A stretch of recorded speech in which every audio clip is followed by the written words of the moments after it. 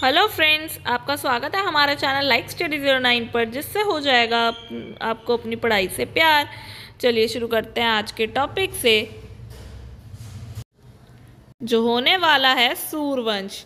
ठीक है, सूर्यवंश का जो टाइम पीरियड है वो है 1540 से लेके 1555। तो आप देख सकते हो 15 साल जो है, पर हमारा जो क्लास है इस बारी पर्टिकुलरली 5 साल पर जो है बेस्ड है आज की क्लास, जो कि बेसिकली शेरशाह सूरी के शासनकाल की है। ठीक है, 1540 से लेके 1545। हम जो है अपनी पिछली क्लास में हुमायूं की क्लास में बेसिकली बात कर चुके हैं कि जब हुमायूं का शासन चल रहा था तो उसको ना दो लोगों से खतरा था। मेनली एक तो गुजरात के शासक बहादुर शाह से जो है उसको एक खतरा था, दूसरा जो है अफगानियों से जो है उससे खतरा था, जिसमें स्पेसिफिकली शेरशाह सूरी जो है उससे उसे खतरा था। ठीक है, तो गुजरात के शासक को तो चलो उसने हरा दिया और अपना जो डर था उसको ख़त्म कर दिया, पर जो अफगानियों से डर था वो उसको जो है कवर अप नहीं कर पाया, और एट द एंड जाके जो है शेरशाह सूरी जो है उसे वॉर में हरा देता है और जो है सूर्यवंश की स्थापना कर देता है। ये बात हम ऑलरेडी अपनी पिछली क्लास में बात कर चुके हैं, और उसी समय साथ में हमने बात की थी कि इस वंश को जो है भारत का दूसरा अफगानी वंश कहा जाता है। तो इसमें मैं एक बात करेक्ट करना चाहूँगी, उस समय मैंने प्रोबेबली जो है सैयद वंश बोला था कि फर्स्ट अफगानी वंश जो है वो सैयद वंश है, जबकि सैयद वंश फर्स्ट अफगानी वंश नहीं, पहला शिया वंश था। ठीक है, और अगर अब हम बात करें पहला अफगानी वंश कौन सा था, तो पहला अफगानी वंश जो था वो था लोदी वंश। ठीक है, और दूसरा वंश कौन सा है, वो है सूर्यवंश। ठीक है, तो अब हम बात करते हैं अपने आज के टॉपिक पे, जो कि है शेरशाह सूरी। तो शेरशाह सूरी की हम बात करें, उसका जो जन्म है कहीं 1486 मिलता है तो कहीं 1472, पर जो जन्म हुआ वो होशियारपुर बेजड़वाड़ा पंजाब में हुआ था। ठीक है, बचपन का नाम क्या था, तो बचपन का नाम फरीद था। तो अभी हम देखेंगे, सबसे पहले बचपन का नाम तो फरीद था, फिर शेर खान हमने देखा, फिर शेर खान के बाद में शेरशाह सूरी। तो अब हम देखेंगे कब जो है उनका नाम चेंज होता गया। सब बस अभी तो फिलहाल ये जानना है कि बचपन का नाम क्या है, फरीद। ठीक है, पिता का नाम क्या है, हसन खां। हसन खान कौन थे, जौनपुर के एक जागीरदार थे। ठीक है, और इन्होंने कई सारी जो है उनके कई सारे बच्चे रहे हैं, जैसे एक तो अफगान माता से फरीद बेसिकली, ठीक है, यही शेरशाह सूरी।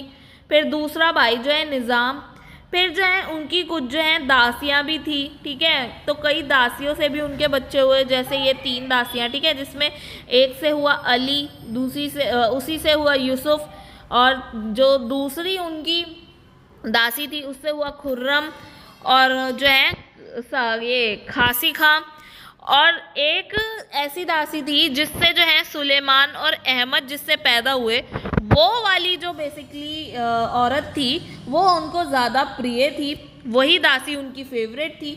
इसीलिए जो है आगे चल के शेर खां का जो है अपने पिता से झगड़ा चलता रहता है इन सब चीज़ों को लेके, तो इसीलिए जो है वो जौनपुर से भाग जाता है, और 3 वर्ष जो है बाहर जब अपनी शिक्षा ग्रहण करके आ जाता है और अपने पिता से समझौता हो जाता है तो वो वापस आ जाता है। अब पिता के अपने नियंत्रण वाले जितने भी परगना थे, वो जिस पे शासन कर रहा था, उसकी जिम्मेदारी फिर उन्होंने अपने बेटे को सौंप दी कि अब सब कुछ तो सॉर्ट हो गया।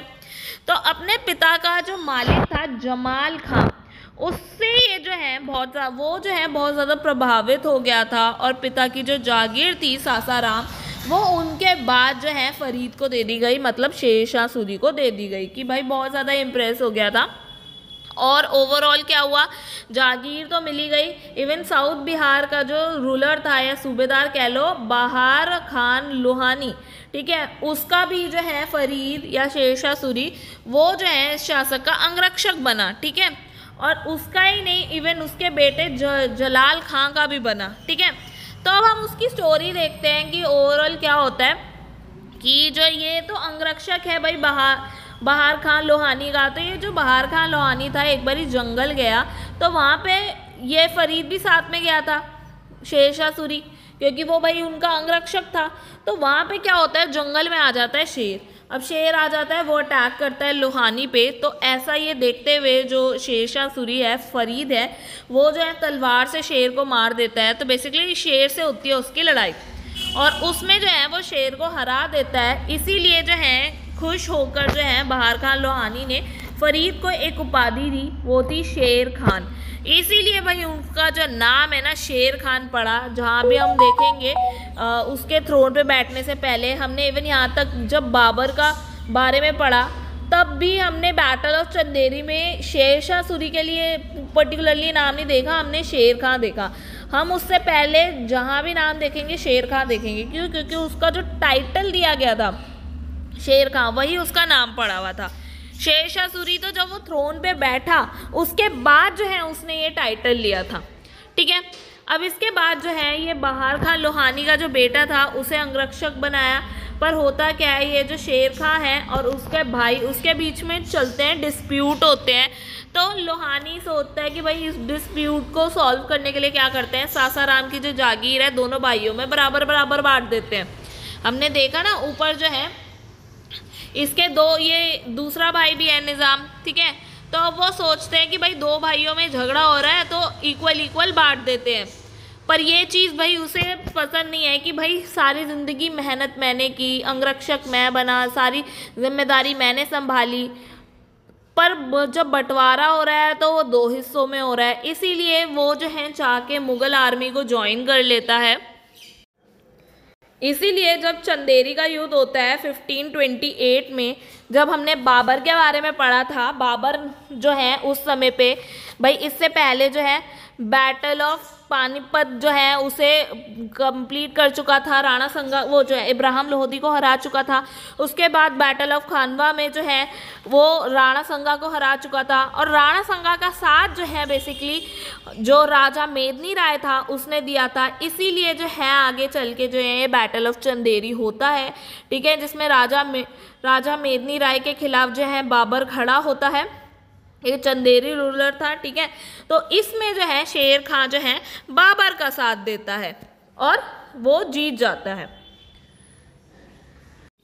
जिसमें हम देखते थे जो मेदनी राय है वो जब मार दिया जाता है तो उसकी जो दो बेटियां होती हैं वो जो है उसे ले जाते हैं और बाबर जो है उसकी दो बेटियों को जो है अपने दो बेटे हुमायूं और कामरान को सौंप देता है। ये हमने देखा था। उसके बाद जो है हम देखेंगे कि इस समय ये वही समय था चंदेरी का जब युद्ध हुआ था 29 जनवरी 1528 में। तो इस युद्ध के बाद जो है जब जश्न मनाया जा रहा था तो शेर खान को देखते हुए ना बाबर ने खुद हुमायूं को बोला कि भाई शेर खान जो है मुग़ल साम्राज्य के लिए बहुत बड़ा खतरा बन सकता है। इसीलिए जो है इसकी तेज को देखते हुए मुझे हो रही है इनसिक्योरिटी, इसलिए इसे बंदी बना लो, वो ज़्यादा बेटर है, कहीं पता लगे ये हमारे ही साम्राज्य हड़प ले, जो कि होता भी है। तो अब इसी वजह से जो है शेर खान जो है मुग़लों से भाई सेना छोड़कर वहाँ से भाग गया कि भाई मैं तुम्हारे लिए इतना कुछ कर रहा हूँ और तुम मुझे कैद कर रहे हो।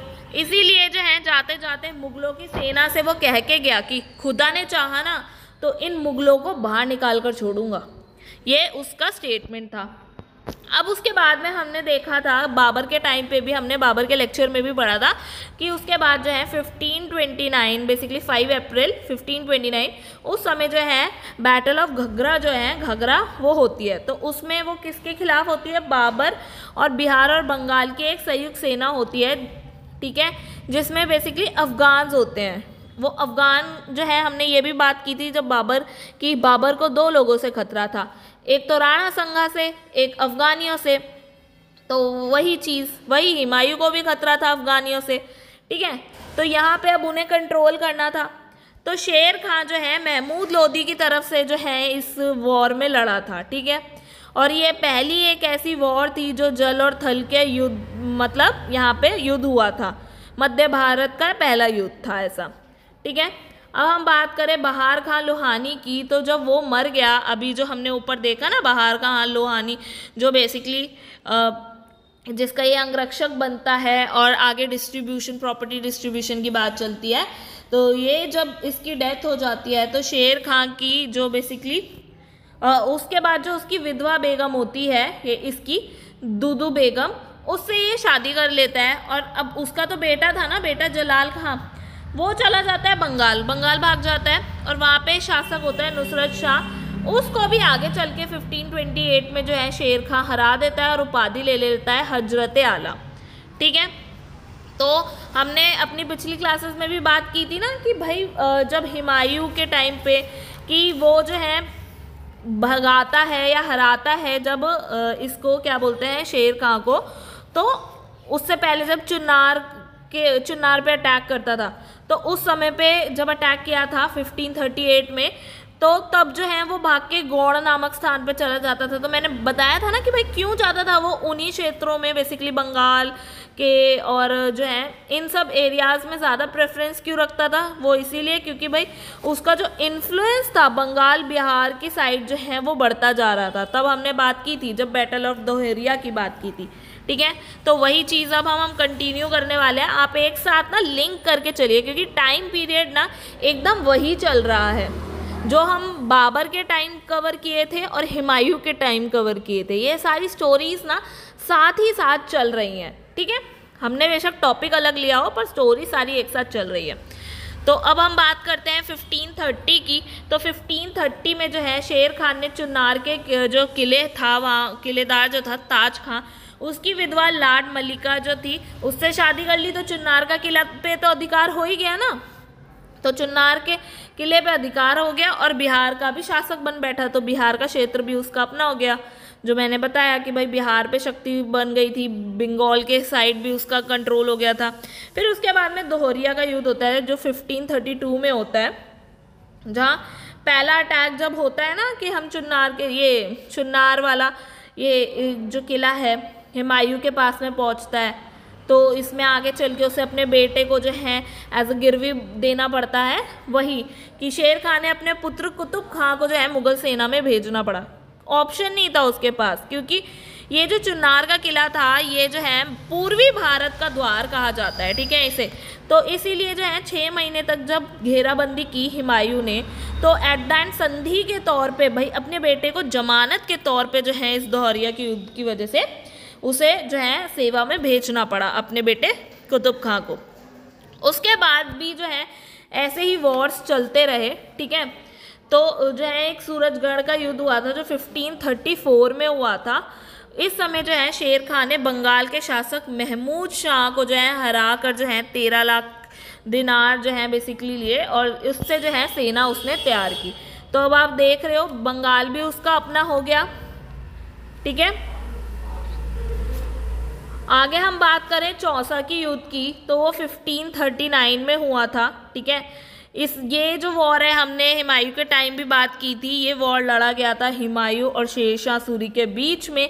ठीक है, तो इस वॉर में क्या होता है, जब ये वॉर चल रही होती है तो हुमायूं को दिखता है कि भाई मेरे को जो है मारा जा सकता है या बेसिकली मेरे को मार देंगे जान से, तो वो अपने घोड़े के साथ जो है गंगा नदी में कूद जाता है और कूद के जो है जब वो वहाँ से निकलने की कोशिश करता है तो एक निज़ाम नामक जो भिश्ती था वो उसकी हेल्प करता है और वो जो है उसकी जान बचा लेता है। इसीलिए जब आगे चल के जब हुमायूं जो है शासक बनता है फिर से जो है वो 15 साल बाद जो है अपनी सत्ता हथिया लेता है सूर्यवंश से, तो आधे दिन के लिए उसे जो है बादशाह बनाता है, जिसमें वो जो है निज़ाम जो है चमड़े के सिक्के भी चला देता है।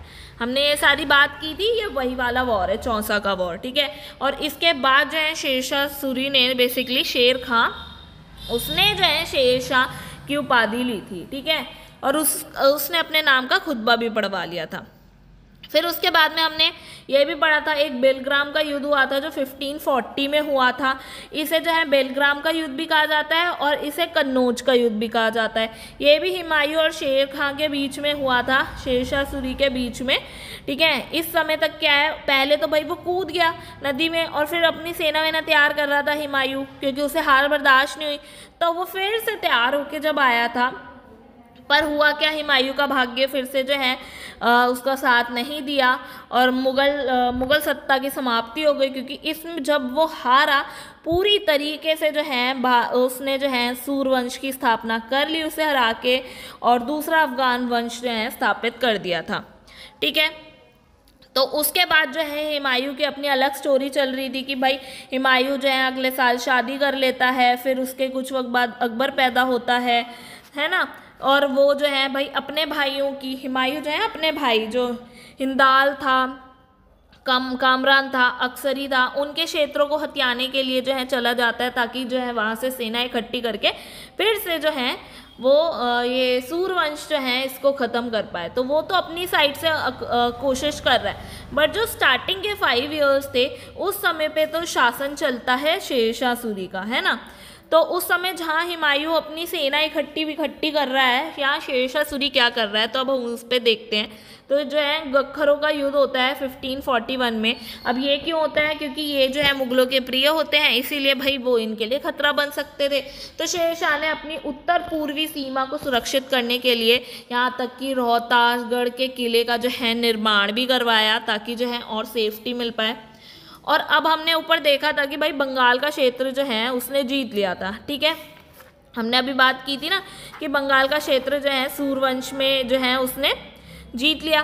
तो अब जो है उसमें हो गया विद्रोह 1541 में। तो वहाँ का जो सूबेदार था खिजर खां, उसने खुद को स्वतंत्र शासक के तौर पे जो है घोषित कर दिया, इसीलिए उसे आके जो है इसे बंदी बनाना पड़ा।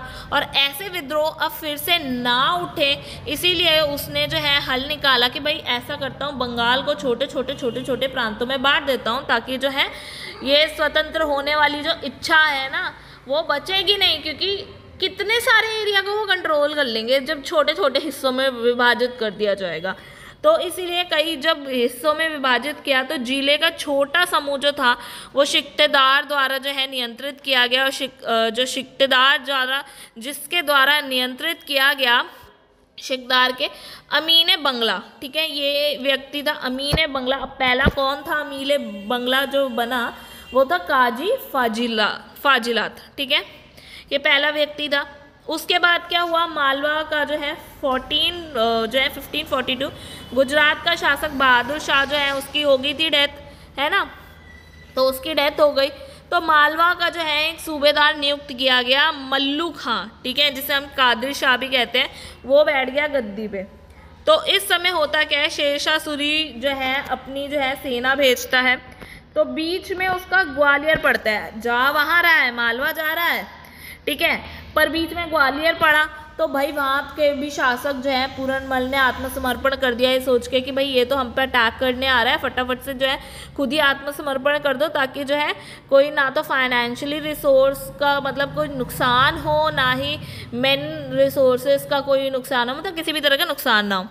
तो ओवरऑल क्या है, फिर आगे क्या होता है, उन्होंने समर्पण कर दिया। मालवा तक पहुंचा तो वहाँ का जो कादिर शाह था उसने भी आत्मसमर्पण कर दिया, और रणथंभोर का जो किला था वो दे दिया। अब जब सब कुछ उसे मिल ही गया, बट उसके बावजूद भी जो है उसने मुस्लिम जनता के साथ मिलकर जो है ना पूरे ये जो पुरलमन का जो क्षेत्र था यहाँ ग्वालियर, वहाँ पे बहुत ज़्यादा कत्लेआम किया, हत्याएं कर दी, ठीक है। आगे हम बात करें मालदेव के युद्ध की, तो वो 1544 में होता है। और यहाँ पे भी जो मालदेव है मारवाड़ का राजस्थान, उसका शासन कर रहा था, ठीक है, मालदेव कर रहा था, और उसकी राजधानी जोधपुर थी। और उसकी शक्ति जो बढ़ती शक्ति थी उससे शेर खां को ईर्ष्या हो रही थी, इसी वजह से जो है उसने इस क्षेत्र में युद्ध करके जो है उसे हराया कि भाई ये ना बढ़ जाए। जिस तरीके से बाबर को लगा कि भाई शेरशाह सूरी ये आगे ना बढ़ जाए, वो उसे कंट्रोल करना चाहता था, उसी तरीके से ये जो है इधर कंट्रोल करना चाहता था, ठीक है। और लास्ट जो उसका अभियान था वो था कालीझर अभियान, ठीक है, कालीझर का 1545, ये अंतिम सैन्य अभियान था। क्यों? क्योंकि भाई देखो इसके बाद हो जाती है उसकी डेथ। अब ये इस अभियान में जो शासक था भाई वो कीरत सिंह था, और उसने जो है शेरशाह के आदेश के विरुद्ध जो है रीवा के महाराजा वीरभाज सिंह बेगला का साथ दिया था। इसी वजह से जो है बस उसने इस पे जो है कालीझर का जो है अभियान लड़ा था, ठीक है। और क्या होता है, 6 महीने तक जो है घेराबंदी की जाती है वहाँ की, और इस अभियान के समय ही जो है इसने उक्का नामक एक अग्निशस्त्र जो है चलाया था, ठीक है। तो ये एग्ज़ाम में बहुत ज़्यादा पूछा जाता है कि भाई ये जो है किस अभियान में बेसिकली उक्का नामक ये अग्निशस्त्र चलाया था शेरशाह सूरी ने, तो वो था कालीझर, ठीक है। पर फिर इसी वक्त जो है उसकी अब हो जाती है डेथ। वो यही जो अग्निशस्त्र है ये जब जलाता है, इसी की वजह से जो है उसकी डेथ हो जाती है 22 मई 1545 में। और आगे चल के जो है इसीलिए शेरशाह सूरी का जो मकबरा है सासाराम में, वहाँ पे उसे दफना दिया जाता है। और ये एक ऐसा मकबरा था, या बेसिकली इसको जो है इसने टॉम को पहले से ही बनवा लिया था अपने जीते जी ही कि भाई या ये जो है ये मेरा खुद का मकबरा है, ठीक है। तो इसका हमने ये जो है ये पूरी स्टोरी देखा कि भाई किस तरीके से जो है पैरेलल स्टोरीज चल रही थी और वो जो है अपना शासन कर रहा था, ठीक है। इसके बाद जो है पर यहाँ तक जो है सूर्यवंश का शासन ख़त्म नहीं हुआ। इसके बाद भी कई सारे शासक आए जो शेरशाह सूरी के उत्तराधिकारी थे, जैसे कि सलीम, जलाल खां, ठीक है, फिरोज शाह, ये सारे नेम जो हैं बेसिकली वो उसके उत्तराधिकारी के हैं। ये कोई फिरोज शाह जो मैंने बोला ये कोई दिल्ली सल्तनत का फिरोज शाह नहीं है, ठीक है। तो हम अब नेक्स्ट क्लास में जो है उनके बारे में बात करेंगे कि उन्होंने जो है ओवरऑल रूल कैसा किया, ठीक है। फिर आई होप आपको आज की क्लास अच्छी लगी होगी। अगर आपको आज की क्लास अच्छी लगे तो प्लीज़ लाइक शेयर सब्सक्राइब करना ना भूलें, बेल आइकन को दबाना ना भूलें। मिलते हैं नेक्स्ट वीडियो में, तब तक के लिए गुड बाय।